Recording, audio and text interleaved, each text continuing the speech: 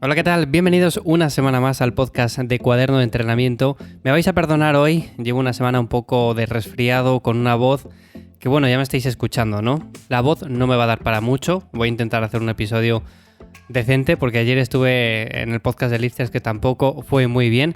Pero bueno, en fin, vamos a ir poco a poco recuperándonos de este resfriado que tenemos. Y hoy os quiero hablar acerca del mejor batido de proteínas para ganar músculo, que es un titular ahí muy llamativo, muy clickbait, ¿no? Simplemente para pinchar, decir, a ver, ¿qué me cuenta este? Bueno, pues vamos a hablar un poco acerca de las proteínas, de los batidos de proteínas, de los alimentos que contienen proteínas, de qué están hechas estas proteínas y de si realmente necesitamos estos batidos o no. Yo os voy a dar una recomendación de uno casero que yo preparo y nada, aquí hay muchas ideas, así que simplemente vamos a hablar un poco acerca de todo esto. Como siempre ya sabéis que me encontráis en ivyamazares.com, ahí os echo una mano para ganar músculo y perder grasa.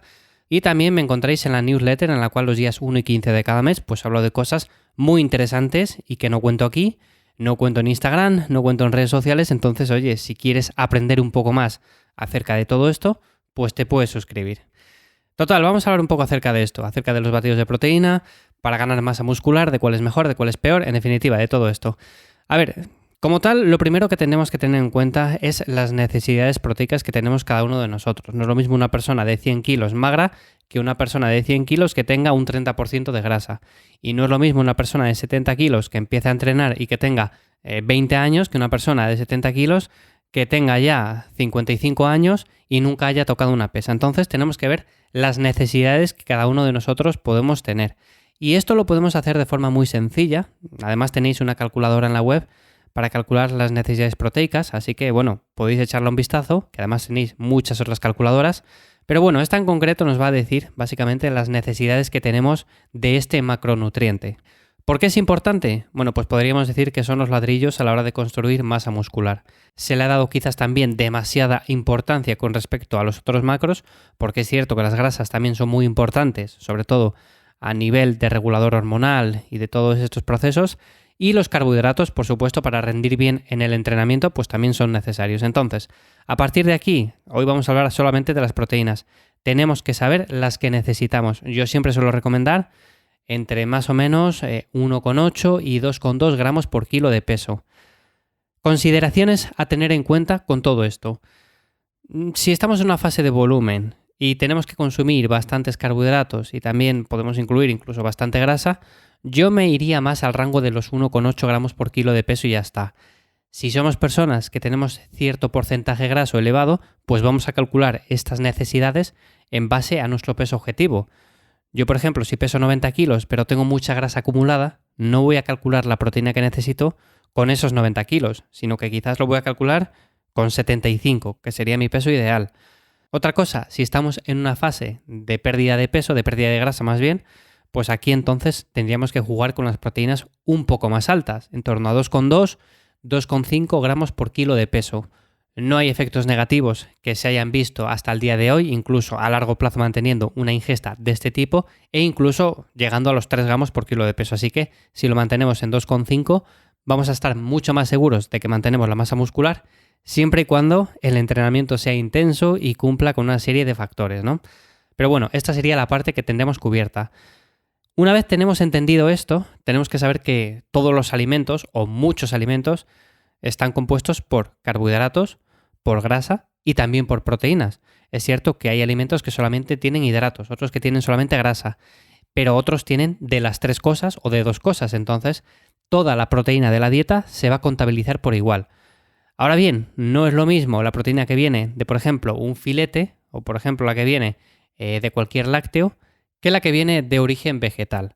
¿Eso quiere decir que la de origen vegetal es peor? No, no quiere decir eso. Quiere decir simplemente que a lo largo de todo el día vamos a estar consumiendo diferentes fuentes proteicas y por lo tanto, sumando todas ellas, vamos a tener una mezcla y una variedad de tantos aminoácidos que es una proteína completa. Entonces tenemos que contabilizar toda la proteína, pero de todos los alimentos en concreto. Si yo consumo pan, pues la proteína de ese pan. Si yo consumo lentejas, pues también la proteína de esas lentejas. Si yo consumo garbanzos, pues lo mismo. Si consumo cualquier vegetal, también. Si consumo carne, pescado, huevos, pues por supuestísimo que también. Entonces, toda esa proteína al final es la que va a hacer el total diario. Quiero dejar esto bastante claro porque hay muchas personas que me llegan y me dicen siempre lo de Iván, no llego a las necesidades proteicas diarias, no sé qué más hacer. Bueno, llegar es sencillo, siempre y cuando contabilicemos todos los alimentos. Claro, si yo necesito, por ejemplo, 160 gramos de proteína al día y estoy contabilizando solamente el pollo que consumo, la carne que consumo o los huevos que consumo, eso es más complicado porque la carne por 100 gramos más o menos pongamos que tiene 24 gramos de proteína. Bueno, pues imaginémonos, aquí tenemos que consumir mucha cantidad de carne. Si lo hacemos de lácteos, por lo mismo. Pero claro, si vamos sumando esas pequeñas partes, que si de el pan, la pasta, el arroz, los cereales, cualquier cosa que consumamos, pues todo esto se suma y al final llegamos a esos 160 gramos, 140 o lo que tengamos que consumir de forma muchísimo más sencilla. Por lo tanto, tanto una alimentación vegana como una omnívora son igualmente válidas y si bien es cierto que es más sencillo llegar a la cantidad requerida con una dieta con bastante más variedad, si eres vegano también vas a poder llegar a tus requerimientos sin ningún problema. Entonces, a partir de esto, nos vamos ya al siguiente punto y es, ¿necesitamos batidos de proteínas o podemos hacerlo simplemente con comida normal, comida que podemos encontrar en cualquier supermercado? Yo siempre opto por esta segunda opción. Si no llegamos por cualquier cosa o si tenemos horarios muy estrictos que no nos permiten realizar X comidas al día, aunque yo, por ejemplo, ya sabéis que hago 3 comidas al día y me sirve perfectamente para llegar a las cantidades necesarias, bueno, pues podemos tirar por algún batido de proteínas sin ningún problema. Ahora bien, optar por batidos de proteínas sin ningún sentido, simplemente porque pensamos que son superiores a la comida, no tiene lógica tampoco. O sea, si yo tengo un montón de alimentos disponibles en el supermercado y no estoy utilizándoles porque pienso que el batido de proteína, que esos polvos van a ser mucho mejores para ganar masa muscular, estoy perdiendo una gran parte de aminoácidos que vienen de diferentes fuentes. Por lo tanto, lo mejor en este caso que es, bueno, pues tener una dieta variada, una dieta que incorpore diferentes alimentos y de esta manera no solamente vamos a cubrir mejor las proteínas y los demás macros, sino también los micronutrientes, que son todas las vitaminas y esos minerales que son tan necesarios para todos los procesos que se regulan en el organismo.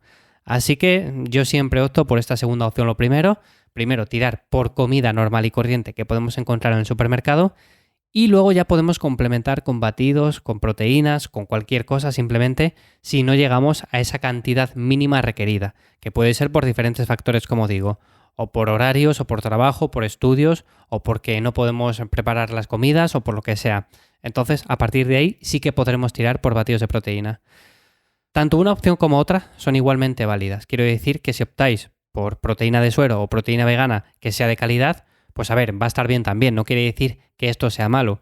Lo que pasa es que, bueno, hay ciertas proteínas en el mercado que no merecen mucho la pena y que podemos incluso ya ser conscientes de ellos por el precio que marca la etiqueta. Un precio excesivamente barato, pues nos deja entrever que quizás han rebajado un poco la proteína con otras cosas que no nos interesan tanto.